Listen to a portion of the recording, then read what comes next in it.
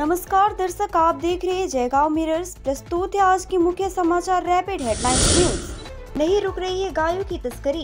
Container में छिपा तस्करी ले जाई जा रही 26 गाय बरामद। पश्चिम बंगाल के गायों की तस्करी रुकने का नाम नहीं ले रही है। विभिन्न जगहों से गायों को बरामद किया जा रहा है। एक बार फिर से 26 गायों को बरामद किया गया। कंटेनर ट्रक में गायों की तस्करी की जा रही थी, लेकिन न्यू जलपाईगुड़ी थाने की पुलिस ने तस्करी से पहले ही 26 गायों को बरामद कर लिया। घटना में ट्रक ड्राइवर को गिरफ्तार कर लिया गया है। उसका नाम निजामुद्दीन है।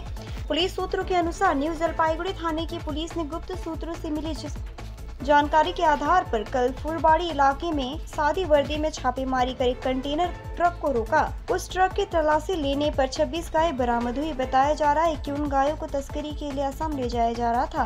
पुलिस ने गिरफ्तार व्यक्ति को सोमवार को जलपाईगुड़ी अदालत में पेश किया। पुलिस पूरी घटना की जाँच में जुट गई है। फूड स्टॉल के विरोध में एसए फ्रूट खुदरा व्यवसाय समिति ने व्यवसाय बंद रखकर किया विरोध प्रदर्शन।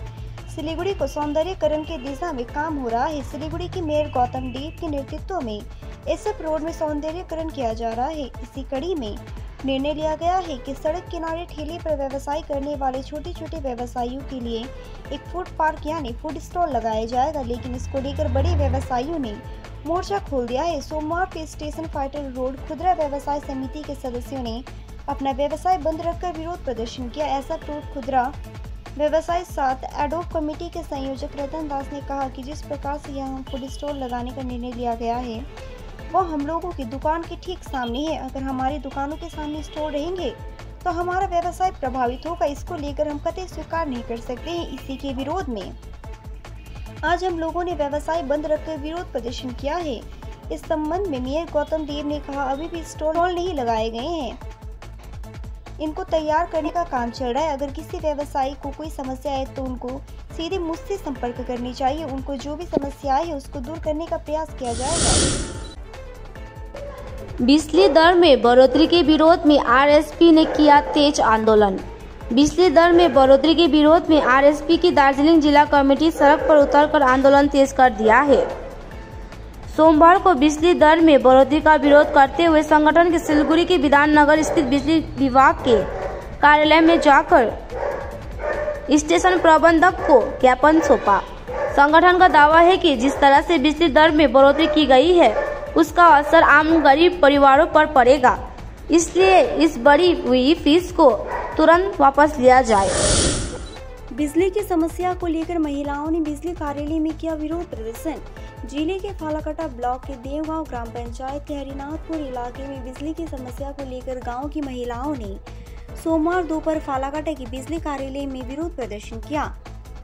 इन महिलाओं की शिकायत थी कि बिजली सेवा बाधित होने के कारण उनके बच्चों की पढ़ाई प्रभावित हो रही है। इस असहनीय गर्मी में बिजली के अभाव में गांव के कई लोग बीमार हो रहे हैं। बिजली विभाग की ओर से समस्या का समाधान 7 दिनों के अंदर करने का प्रयास किए जाने की बात कही गई है।